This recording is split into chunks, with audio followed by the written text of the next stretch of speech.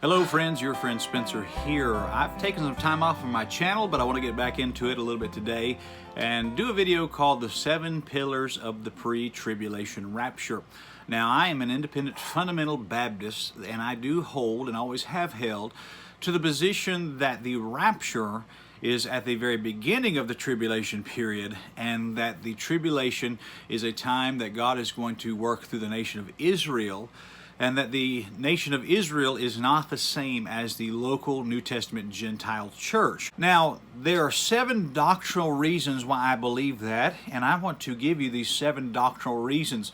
There is a graphic that I made not too long ago, and it's been pretty popular. I put it on Facebook, it's been shared many times, and a lot of people have used it. And it basically shows the word pre-tribulation rapture, and then there's 7 pillars underneath it.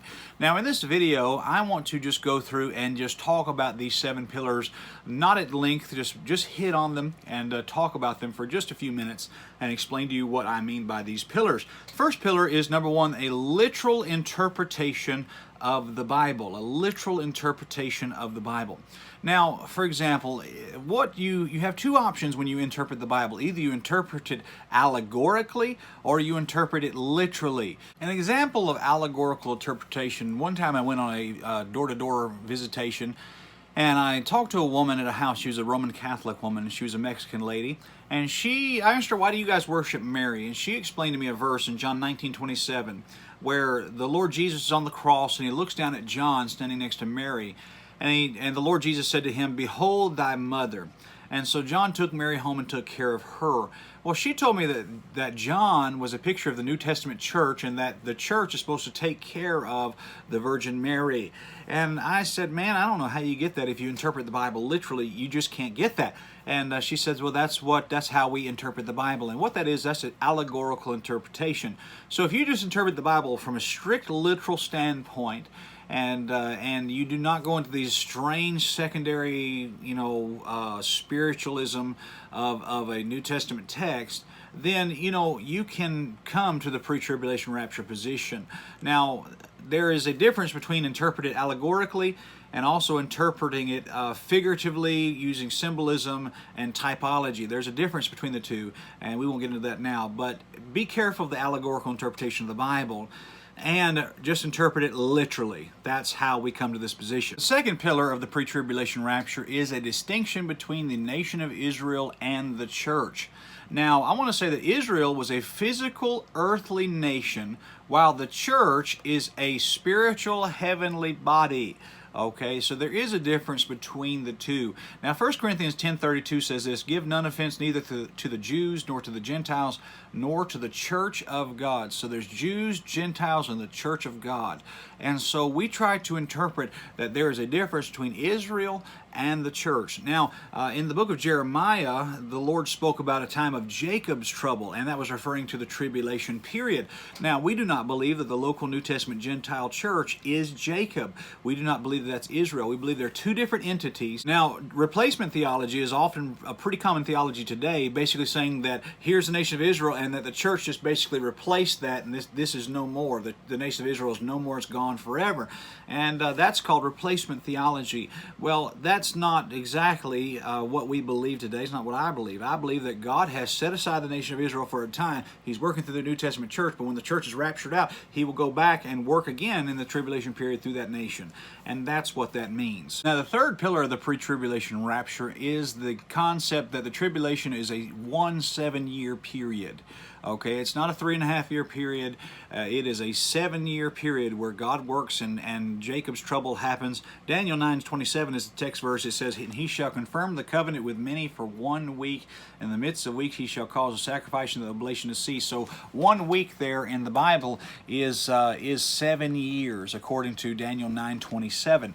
And so we interpret that to be a literal 7-year period of time. And at the beginning of that, the church goes up and is gone. Now, the next pillar is one that a lot of people have a lot of trouble with, and I don't really have any trouble with this whatsoever.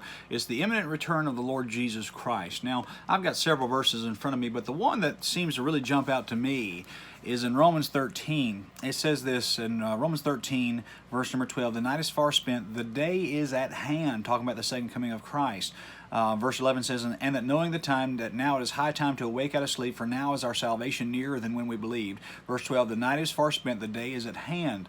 That is an imminency, an imminent return of the Lord Jesus Christ. And this is written to a local New Testament church in the first century. Okay, so imminency is something meaning basically that at any moment the Lord Jesus Christ could come and take us home. Now the next pillar of the pre-tribulation rapture is the church is a mystery in the Old Testament. Church being a mystery. Now, the Old Testament prophets did not see the church. I just don't think they did. Now, I even believe that the apostles, they didn't even see the church age coming. The church age was not revealed until the apostle Paul revealed it in his New Testament writings. Okay, Isaiah chapter 9 and verse number 6 says, for unto us a child is born, unto us a son is given. They knew that that was the Lord Jesus Christ. He came. But the next phrase says, and the government shall be upon his shoulders, and his name should be called Wonderful Counselor, the Mighty God, the Everlasting Father. So they thought this child would come, and then immediately when he came, we would just step from one into another where the government would be upon his shoulders. They thought we were going into the millennial kingdom. And they thought that, man, this is it. So look what it says in the book of Acts chapter 1, verse 6. When Christ has been crucified, rose from the dead, he's standing there on the top of Mount Olivet with his disciples.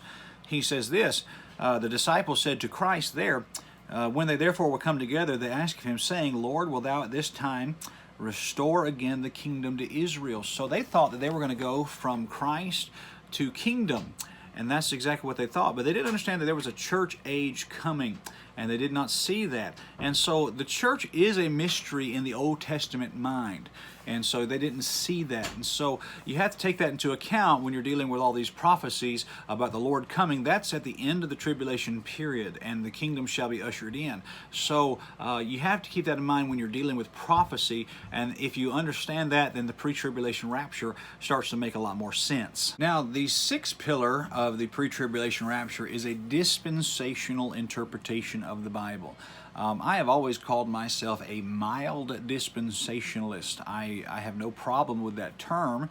Matter of fact, if you believe that there's a difference between the Old Testament and the New Testament, then technically you are a dispensationalist as well. A dispensation, simply put, is that God gives a set of rules for a specific situation. Okay, and when the situation changed, God dispenses another set of rules or guidelines or laws for which you operate by. For example, in the Garden of Eden, what was the rule? The rule was, work and tend, but don't touch that one tree. That is not what we're doing today. We're not in a garden. We're not, there is no tree of knowledge of good and evil that we can go and, not partake of, okay?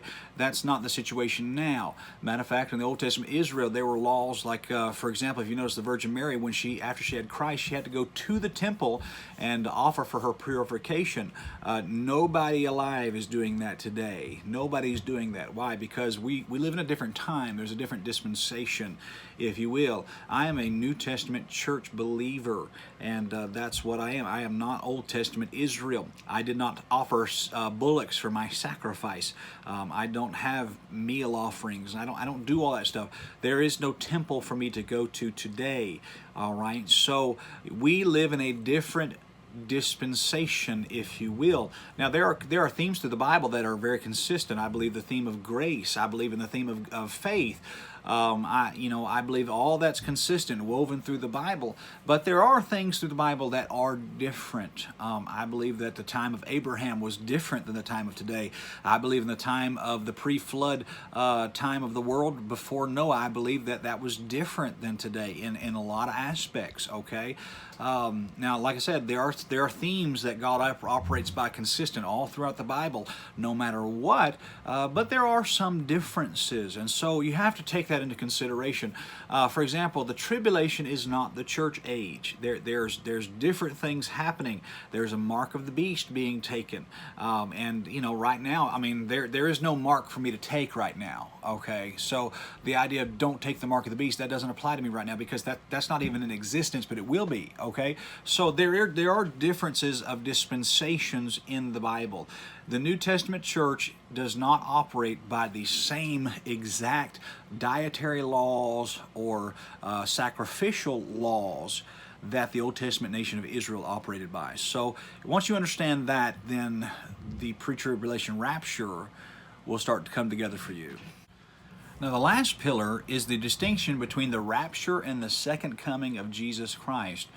It comes in basically two parts. One's the rapture, where the church goes up, and the other is the revelation of Jesus Christ, where he comes down.